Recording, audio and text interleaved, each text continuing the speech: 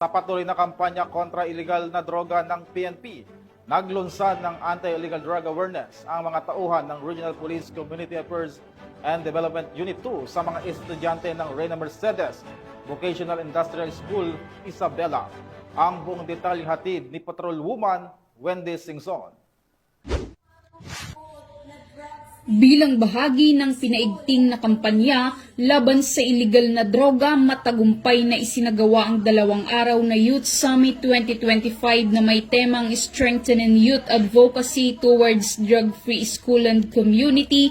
Nito lamang ika-24 hanggang ika-25 ng Setyembre ngayong taon sa Reyna Mercedes Vocational and Industrial School, Barangay Talungan, Reyna Mercedes, Isabela.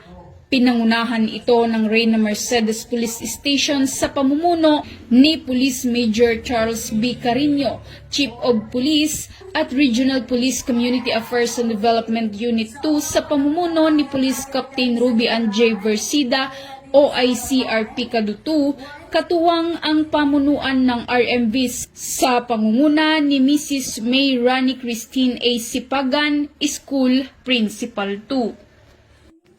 Umabot naman sa 1,200 na mag-aaral mula junior at senior high school ang nakibahagi sa nasabing programa.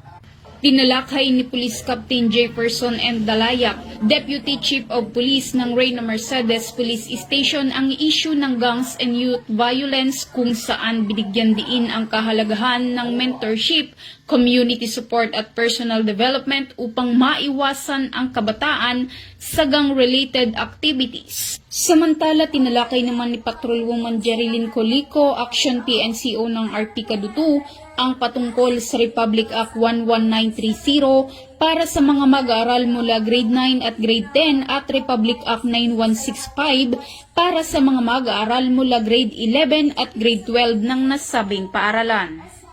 Mahalaga po ito sa ating mga kabataan kasi dahil alam naman po natin na napakaraming involved na ngayon sa mga violence nakikita natin sa mga news, no?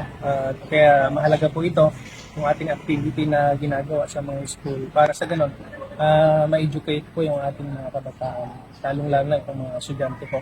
Samantala, patuloy ang PNP Isabela sa pakikipag-ugnayan sa mga paaralan upang mapalawak ang advokasya laban sa iligal na droga.